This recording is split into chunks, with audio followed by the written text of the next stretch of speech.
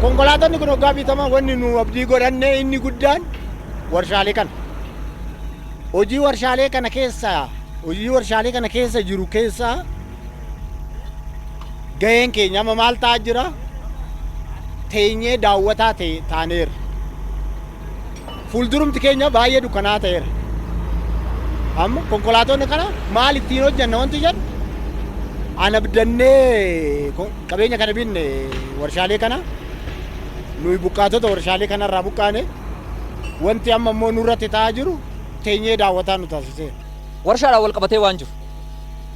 Maanaajimentii warshaa kana dura waliigalteen nu qabnu, waliigalteen waldaalee wajjin jiru, waliigalteen abbootii qabeenyaa lafa isaaniitirraa buqqaanii wajjin jiru, Daangoteen meeshaa oomishaaf ta'u, meeshaa simintoo oomishuudhaaf ta'u iddoo barbaachisu konkolaattota kanaan ittiin dhiyeeffachuuf malee simintoo asitti oomishe gabaatti dhiyeessuuf chirchaarotti konkolaataa dhaabee Ashawaa Meedaa Finfinnee garaa gidduu dhaabee simintoo chirshaaroo gochuudhaaf miti. Kan inni galfate konkolaattota kana maaliin galfachuuf? Meeshaa oomishaa galfachuuf. Haa ta'u malee simintoo geejjibaa jira. Nuus dhaabbannee jira. Konkolaataa 260 konkolaataa 260 simintoo asii oliin geejjiba. Achi gadi oomisha isaa ittiin fidata. Meeshaa oomishaaf isaa ta'u fidata. Nuyi siistamaan ala bakka jiruudhaan ala. Gara fuulduraatti omaayyuu waa tokko waan abdannu qabnu. Konkolaataan kun kan dhuunfaa gootitti. Ergan dhaabee jallam. Ana duuba namni meeqa akka jiru namni hundumtuu tilmaamuu hin danda'a. Qaalii simintootii irraa gatiin qabnu nuyi iyyecha keenya qallabachuu barbaanna, iyyecha keenya nyaachisuu barbaanna. Pileet nambariidhaan gabateedhaan dabareen nuu kaa'amee abbaan dursuu qabu dursi dhaabbilee mootummaa ariifachiisaa ta'eef dursi kenname dudduubbarraan xiyyeeffannoo itti nuu kennamee mootummaan akka kanaaf hiikoo nuu kennuu barbaanne. Nuyi akka naannootitti rakkoo qabna achirraa buqqaane bakka dhaqnu dhabne akkuma jaraa kanatti immoo dorgomaa taanee toomee dorgomnee simintoo kana arabsinu tiraanspoortii otoo hin ta'in geejjiba bichaa otoo hin ta'in arabsinu nuufis nuu kennaadha inni. Ejama baafnee dhaqe fakkeenya nigdi ministeeraa dhaqe waardiyyaadhaan hariiranii nu baasan waardiyyaadhaan hariiranii nu baasanii warri eegasii dabuubidhaa dhufan eeyyama fudhatan nuyi namni maa hojjate hin jennuun abbaan fee hojjatu naaffa akkasiin qaba inaaffa akkasiin qaba akkuma isaanii sanitti hojjannaa jennee hin dandeessanii nuun jedhu. Warshaaleen amma guyyaatti simintoo nuuf dhiyeessuuf yeroo hojiitti gallu waadaa nuuf galan raawwiin isaanii waliin simuu kun ammoo rakkoo qeerroo guddinaa kaaseef sababa kan jedhan hoogganaa olaanaa dhaabbata biiftuu addunyaa obbo Nagaasaa Lammiiti. Kumtaala 68 guyyaatti hin argattu jedhameeti ture kan mootummaan xalaadhaan nu dhaqqabsiise ministeerri daldala. Weeraas amma kan nuti argataati jiru 5,000 hanga 7,000 8,000 kana gidduudha jechuudha kan nuti argataati jirru. Innu jira gaafa jedhamedha. Waldaaleen hojii dhabeeyyii akka naannoo Oromiyaatti hundaan 450 keessummeessuufis hin dandeenye akka kallattii taa'een waldaaleen naannoo warshaan jirutti argaman dursa kennuun hojjetamuu jalqabameera jedhan. Komii fe'iisaa waldaan qeerroo guddinaa kaasee ilaalchisuunis dhiheessii konkolaataa qeerroo guddinaa faana wal qabate fakkeenya Baalee Jimma deemuun makiinaan isaanii hin danda'u rakkoodhaa kan jedhu sanatu irra deddeebi'ee ka'a. Kanarraa kan ka'e makiinaan akka seenu ta'eet gaafa fageenya lafti ta'uu beekamu makiinonni sun fe'uu kan hin dandeenye ta'uunsaa yeroo beekamu taraan keenya akkaataatti deebi'ee gubatutu jira.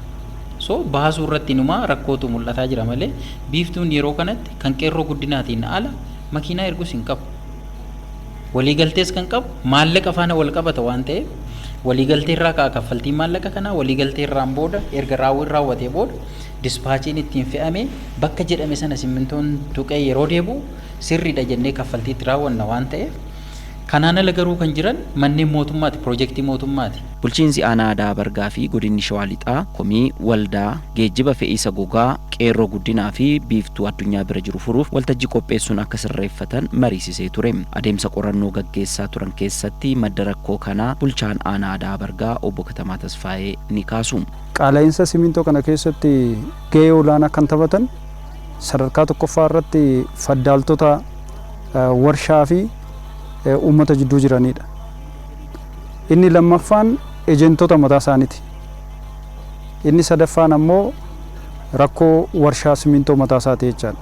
Warshaa simintoo mataa isaa hoggaa jennu haalli isaan simintoo sana ittiin distribuushinii isaa sansalata distribuushinii sanaa kan ittiin to'atanii jechaadha. Kun jarri kun sadeen rakkoo hammaataa qaala'insa simintoo dabaluu keessatti gahee olaanaa qabu jenneet adda baasnee jechaadha. Rakkoon taarifa geejjibaas jiraachuu kaasan. Gatiin isaan taarifni isaan dhiyeessan olaalte inni Ashawaa Meedatti iddoo dhiyootti buusu kiiloomeetiratti saantima 39. Inni immoo fagoo Naqqamte Booranatti buusu immoo kiiloomeetiratti saantima 2 buusa jechaadha. Kana gaafa fiddu qeerroon guddina warri abbaa qabeenyaa sana kiiloomeetira 200 irratti inni buusu qarshii 78 kaffalamaaf kuntaalatti. Inni kiiloomeetira 350 irratti buusus immoo qarshii 78 kaffalamaaf. Kanarraa kan ka'e kompileen gochuun jira jechaadha. Haalli fe'iisaa konkolaattota gabatee malee ta'uunis rakkoo biraa ta'uu kaasu. Yeroo pileet nambariidhaan jiru sana namni kuupoonii argate sun pileet nambarii sanaan erga galmaa'ee booda dhufee seena. Har'a garuu gaafa invoice nambarii ta'u maal ta'a? Carraan simintoo sana gatii isaa hir'isuu fi dabalu qaama dhuunfaa tokko harkatti gala. Akkaataadhuma pileet nambariidhaan kanaan dura keessummaa ture sanatti deebi'uu danda'utu sirra jiraata. ETC nambariin kan barbaade haa ta'u ETC nambarii barbaade yoo fidate asitti riijistar godhachuu ni danda'a. Warshaan kuupoonii to'achuufani kan jiru. Hanqina gama biiftuutiin jiru ilaaluunis barbaachisaadha jedhu. Karaa biiftuutiin human resource isaanii sirreessuun nama amanamaa ta'e achitti ramaduun karaa daangoteetiin immoo akkaataadhuma baddaadhaa darbe isaan asitti keessummeessisuu danda'uun rakkoo kana hin fura jedhee tanan yaada jechaadha. Qaala'insa simintoo kana to'achuuf qaamolee muraasa kana dura fayyadamaa turan keessaa baasuun waldaalee hojii dhabeeyyii gurmeessuun akka hojjetan godhameera. Garuu innis rakkoo ta'e jedhan hoogganaa ittaanaa biiroo daldalaa Oromiyaa obbo Warquu Caalaa. Gara waldaalee 400 olii himaatan ijaaree biiftuu wajjinii walitti hidhamiinsi taasifamee jira. Walitti hidhamiinsa erga taasifamee booda torbee dura simintoon oomishni isaanuuf gallakkifame. Biiftuu fuudhee raabsuu calqabee yeroo muraasa booda garuu hin dhaabbate kun. Hin dhaabbatee gamaagamni nuyi qabnus akka waliigalaatti amma gaafa laallu silaa ji'a lamaan kana keessatti gara miiliyoona kuntaala 24 bootan keenya fedhiin keenya. Kan argachaa jirru garuu amma ammaatti kan ji'a lama keessatti arganne 700 kuntaala 700 qofa arganne. Kanaafuu kun rakkoo hamaa ta'uusaa Ministeera daldalaa wajjinis marii adda addaa gaggeessinee jirra. Dhaabbilee kana wajjinillee mariin ergasii gaggeeffamaa jira. Garuu fooyya'insi tokko illee hin jiru. Simintoon gabaarra hin jiru. Tiimii wayii ijaarree magaalota keenya keessatti raabsinee turre. Irra naanna'anii supervise godhanii simintoon gatiin 250 meeqan bahu hanga 700tti gabaarratti gurgurama. Innuu dukkana keessa. Simintoon hin ba'a dhoksaniiti kan baasanii isa dhoksanii baasan kan ammoo gatii kana dabalaniiti kan gurguranii baay'een isaa Oromiyaa keessatti kan bahu kanaaf gabaarratti hin arganne kana keessatti cinaadhaan maalan kaasuu barbaada 50 fudhatan dhaabbileen mootummaa kun 50 gabaarra jira gabaadhaaf gallakkifamee jira eeyyantiin warshaaleetiin raabsamaa jira inni illee hin dhabame. Odoo inni jiraate illee gabaarraa arganna. Isallee gabaarraa balleessanii biiftuudhaafis kennuu dadhabanii gaafa calqabnu guyyaatti warshaa tokkorraa hanga 21,000 baasaa turre darbaarraa daangotee irraa amma 17,000 baasaa turre amma garuu deemee gara 4,000tti 2,000tti gadi bu'eetoo jira. Kanaafuu raabsamaa jira kan jedhu kun gaaffii keessa waan galcheef simintoon kun dhaabbachuunsaa keessumattuu naannoo keenya keessatti ijaarsi konistirakshinii kun baay'eensaa kan gaggeeffamu naannoo Oromiyaa keessatti hojiin kun dhaabbachaa jira. Amma hojiin kun dhaabbate jechuun ijaarsa dhaabbachuu qofa miti kan ilaalamu dargaggeessi hojii kanarratti bobba'ee daabboo nyaatee bulu haga bulaati kan jiru. Kanaaf hojiin kun rakkoo diinagdee hawaasummaa fi siyaasatillee uumaa jira waan ta'eef isa kana sadarkaadhuma hooggansa olaanaatti mareennee akkuma jedhame opereeshinii addaan barbaachisaadha kan jedhu kan gahame warshaaleen kun seeratti mannee jiran seerani mannee jira opereeshiniis gaggeeffamaa jira namoonni naannoo kanatti kana keessatti hirmaatan yogaa kana danqaa jiran warri gufuu ta'an jedhamanii firoonti laayinii jedhaman to'atamaati kan jiran. Inni kun seeraan qulqullaati kan jiru. Kanaaf falli jiru kanuma sababni isaa oomishni simintoo hin dhabamne akkuma jirutti jira. Rakkoon naannoo sanitti jiru hin jiru. Rakkoon jiru garuu neetwoorkii hannaa warshaa kaasee hanga ministeera daldalaatitti kan diriiru kuni gidduu kana keessa eejantoonni hin jiru. Kanaaf inni kun oomisha simintoo qofa odoo hin ta'in namni nyaatee akka mul'isu nu godhaa jira nuti. Dargaggeessi baay'een kanarratti gurmaa'ee hojii hojjechaa jira. Daldalaan simintoo daldalu ayyama baafatee kan hojjetu baay'eetu jira. Sababa kana isallee dhoowwataa jiru. Waldaalee gurmaa'an keessatti buqqaatota misooma warshaalees akka dabalaman kallattiin taa'uu obbo Warquun himan. Naannoo warshaalee simintoo naannoo keenya keessa jiran kan dargaggoonni sababa kanaan naannoo sanii kan buqqa'an, lafti isaanii kan fudhatame, beenyaa kan fudhatan hojii kanarratti kan hirmaatan jiru. Normaalii hojii kana hojjechaa turanii gaafa gabaanaa tasgabbaa'u dhibbeentan amma ta'e karaa biiftuutiin dargaggoota fa'aa kennamu gaafa jedhamu ijoollee kanallee keessaa dhiibutu jira. Waldaallee kanallee keessaa dhiibutu uumame. Kuni akka rakkoon taane nu asitti biiftuu wajjinis mari'annee kan murteessine maal inni dargaggeessi naannoo sanii buqqa'ee ta'u beenyadhaan konkolaataa illee qabu ijoolleen kuni hojii kanarratti bobba'uu qaban as keessaa bahuun qaban. Tokkoffaa warri konkolaataa qaban waa'ee tiraanspoortii waldaa biiftuu qofa odoo hin ta'in dhaabbilee misoomaa mootummaalee naannoo wajjiniin warra achi fudhatan hundumaa warri daangoota irraa fudhatan hundumtuu dursa waldaa sanii akka kennan, darbaa irraa fudhatan hundumtuu dursa waldaa sanii akka kennaman kallattiin illee kennamee hojiin calqabamee ture. Garuu naannoo sanitti fedhiin hin jiru. Dargaggoonni kun tasa hojii san keessaa bahuun irra hin jiraatu. Isa kana qofa miti.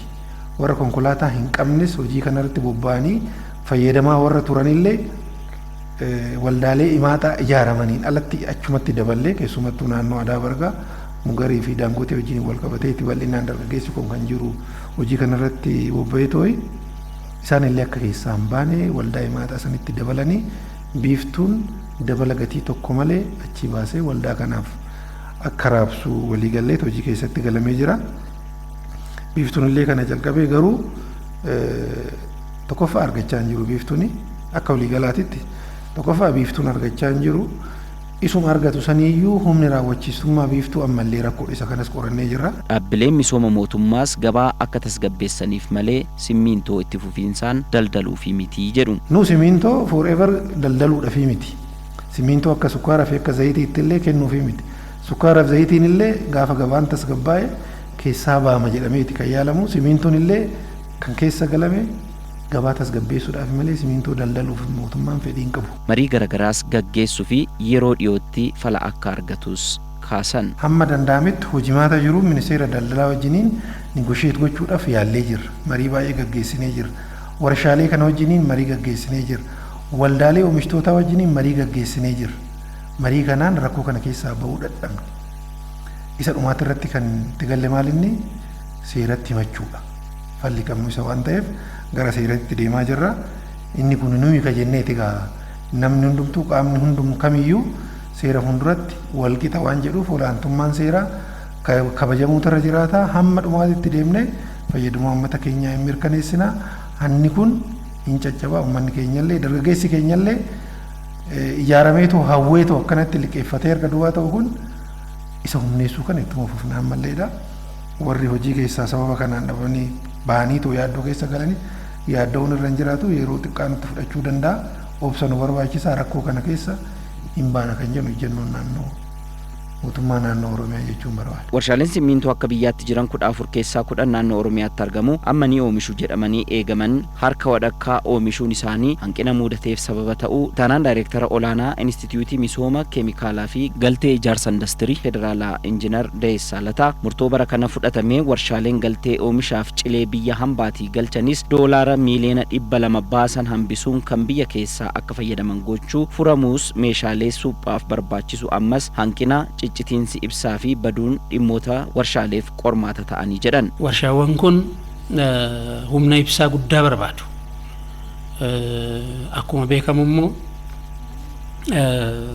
bu'uurri misoomaa gama kanaatiin jiru fedhiiwwan warshaa karaa guutuu ta'een kan tajaajilaa hin jirree fi iddoo tokko tokkotti inumayyuu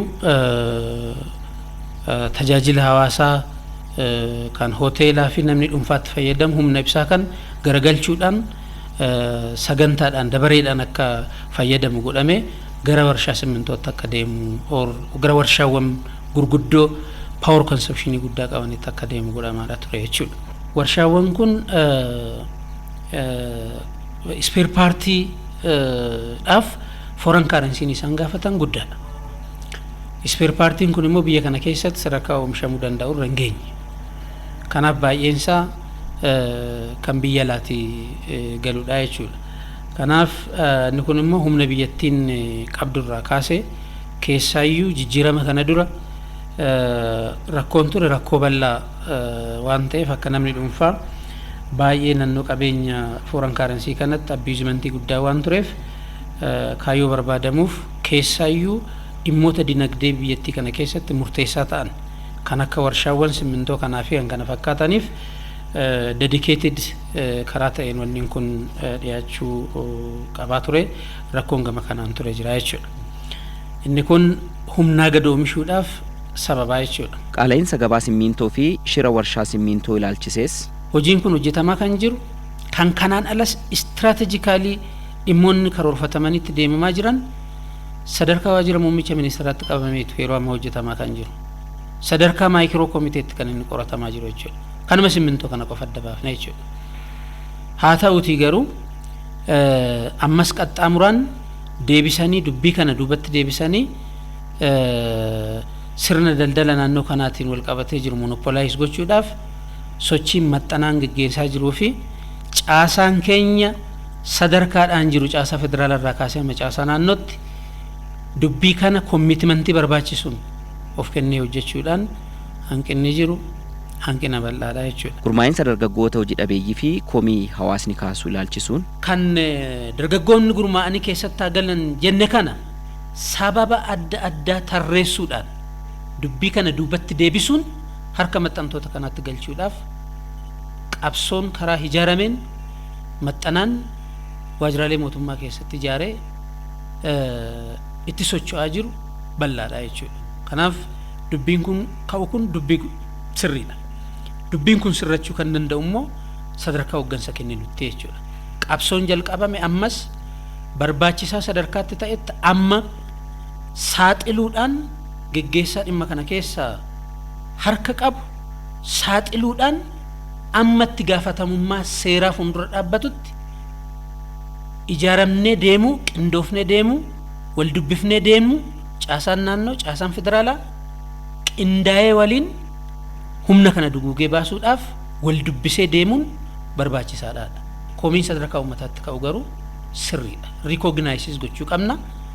Waan haalamuu danda'us miti waan qabatamaan lafarra jiru waan ta'eef.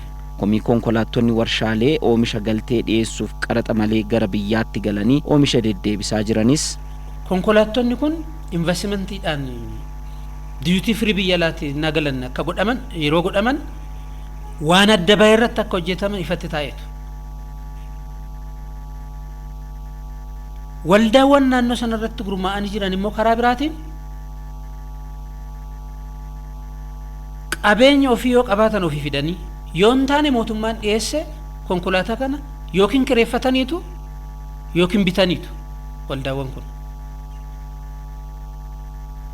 Seeraan karaa eeyyama qabaniin ibin liqii mootummaan dhiyeesse mootummaan mataa isaatiin ijaare inni bira waan hin eeyyamamne irratti yoo darbee hojjetu inni seeraan dhaabbatee jiru nu ijaarre nu liqeessine nu gurmeessine yoo hojii keessaa ba'u ilaaluun kun qaamni sadarkaadhaan jiru itti gaafatamummaa fudhachuudhaa qaba jechuudha. Rakkoolee akka warshaatti uumamaa jiran bu'uurarraa furuuf gara tarkaanfitti galuus injiinar Deessaan himan. Oomishni simmintoo bara 2012tti oomishame meetir kiubii toonii miiliyoona 8.4 qofa ta'uun fedhiinii fi dhiyeessiin akka waliin simneef sababa kan jedhan ministeerri deetaa ministeera daldalaa fi industirii obbo Yohaannis Dinqaayyawii rakkoo warshaalee mudachaa ture hambisuufis jedhan. Bara 2003 yeroo GTP'n tokko faayil qaburratti warshooliin simmintoo waggaatti miiliyoona 7.1 toonii gaaniiru jedhameetu yaadame. Yeroo sanatti warshaan haaraa nisi warshaa simintoo babal'isuunis seeraan dhorkamee ture jechuudha akka biyyaatti. Gama mootummaatiin immoo sharafi alaa already doolaa miliyoona 85 spare partiif PP bag warra warshaa PP bag qaban jiru darbaa fi daangotee fi eeyyamee jira. Humni ibsaas hojii jalqabee jira jechuudha. Yeroo gabaabaa gidduutti illee wanti hiikamee jira jechuudha. Warshooleen yeroo dheeraa ibsaa dhabuutiin amma kan isaan oomishuu dadhaban. Akka falaattis simmintoo biyya alaatii galchuuf murtaa'eera jedhan. Humna ibsaa dhabuutiin oomisha isaanii oomishuu hin dandeenye. Kunis amma itti jalqabee jira jechuudha. Gama nageenyaas naannoon Oromiyaa hojii guddaa hojjechaa jira. Amma warri warshoolii kanas waan hojjechuu qaban waliigaltee koomitmentii mataa isaanii ibsanii jiru. Ammasitti garuu akka falaattaa jiru yeroo gabaabaaf biyya bakkeetti impoort gochuuf. Falli waarawaas babal'ina investimentii simmintoo jiranii fi haaraa milkeessuuf imaammata daangeffamee fooyyessuuf manni maree ministirootaa dhimmicha qabateera jedhan. Hawaasa naannoo warshaatti argaman akka fayyadamanii fi nageenyi warshaalee akka mirkanaa'u kallattiin taa'eera jedhan. Kallattiin taa'es waliigalleessa jechuudha. Warshaan kun nageenyi warshaa kana eegamee warshaan kun oomisha gahaa akka oomishu hin barbaadama taanaan uummanni naannoo kanaa fayyadamuu qaba. Hawaasni naannoo kanaa lafa kanarraa buqqa'ee. Hawaasni naannoo kanaa lafa kanarraa buqqa'ee immoo fayyadamuuf immoo warshaan darbaa maal hojjete fakkeenyaaf kan jedhu gaaffii kaafanne. Mana barumsaa ijaartanii turi bishaan dhugaatii hawaasni naannoo kanaa argateera. Carraa hojii argateera dargaggeessi yuunivarsiitii adda addaatti eebbifame. Kanaaf poolisiitiin qaama nageenyaatiin warshaa eeguutiin warshaa tasgabbeessuu hin danda'amu. Rakkoo geejjibaa jiru furuufis abbaan dabaree dursee akka fe'u sagantaa ba'u irratti akka bu'uureffatu godhameera jedhan. Dhaabbileen geejjibaa abbaan qabeenyaa geejjibaa akkaataan akka gaggeeffamus olii galeemee jira.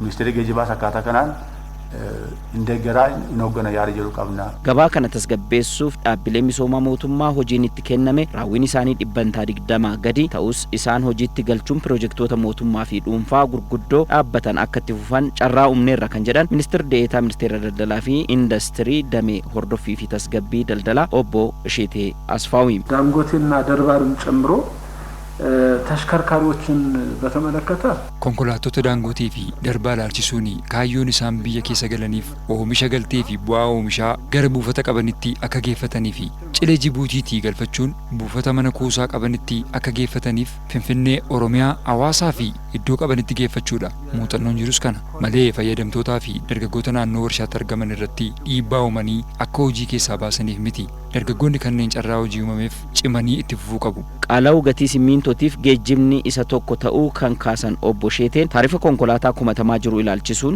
ካሳ ባገኙትም ገንዘብ ጭምር የሚንቀሳቀሱ ወጣቶች አሉ። እነዚህ መኪናዎቻቸው መጠቀም አለባቸው። dargaggoonni beenyaa argatanii socho'aa jiran konkolaattonni isaanii fayyadamuu qabu. Rakkoo toora sana jiru ammas ilaallee ni furra. Gatii geejjibaa ammaatee ka'aa jiru waan fooyya'u ilaallee sirreessina. እስካሁን ድረስ ያለው ግምገማ የትራንስፖርት ዋጋ ተጋኗል ነው እየቀረበ ያለው። ከተቀመጠው አቅጣጫ ውጭ ቀነሰ ነገር ካለ እንዲስተካከል ይደረጋል። hanqina rabsaa simmintoof eeyyama kennuu ilaalchise ulaagaa guuttachuun qaamolee dhiyaataniif kennuun akkuma jiru keessattuu hawaasa naannoo warshaatti argamaniif dursa kennuuf kallattiin taa'eera jedhan. ጥራቱን ደረጃውን የጠበቀ ሲሚንቶ ተመርቶ oomisha simmintoo qulqullina qabuu fi sadarkaa isaa eeggate amma tajaajila barbaadameef oolutti eeggannoon godhamuu qaba. Dargaggoota naannoo sanatti argamanii ulaagaa kana guuttatan dhiisaatii lammiileen kamiyyuu hin dhorkamu. Kana ni mirkaneessina. Kallattiin taa'es kana. እኛም የተቀመጠው አቅጣጫ እዛም በአካል ፋብሪካዎቹ አካባቢ ሄደን የነበረው ይሄንን ነው። dursa argachuu dhaabbilee misooma mootummaa waliin komii dhiyaateef ከዚህ ቀን ጀምሮ 50% የመንግስት የልማት ድርጅቶች የሚለውን አንስተናል ብለናቸዋል። arraa jalqabnee oomisha dhaabbileen misoomaa oomisha warshaa parsantaa 50 fudhatu jennee kaasneerra. hojii raabsaa isaanii eeyyama waan qabanii fi gabaa tasgabbeessuu waan isaan jiraatuuf itti fufu. በተቻለ መጠን የመንግስት የልማት ድርጅቶች ጋፕ መሙላት ነው ዋናው። komii kenniinsa tajaajilaa waajjira ministeerichaatti ka'uuf tajaajila haqa qabeessa kennuuf carraaqnaa shakkiiwwan jiraniifis koreen hundaa'ee siistamatti galeera eeruu dhiyaatuu qulqulleessuun tarkaanfiis ni fudhanna jedhan. Oomishni simmintoo fi fedhiin jiru wal madaaluu baatus shirri jiru olaanaadha kan jedhan pireezidaantii taantuu mootummaa naannoo Oromiyaa aadde Caaltuu Saaniiti. Humni simmintoo biyya keessatti oomishamuutii fi fedhiin kanaa wajjin wal qabatu wal madaalaa hin jiru. Kuni rakkoo tokko. kanummaan jiruu garuu karaa haqa qabeessa taheen immoo raabsamaa jiraayii jennee olaalle shira hamaa hattummaa hamaa kana keessa jira jechuudha. Kuni waa lamarraa ka'a.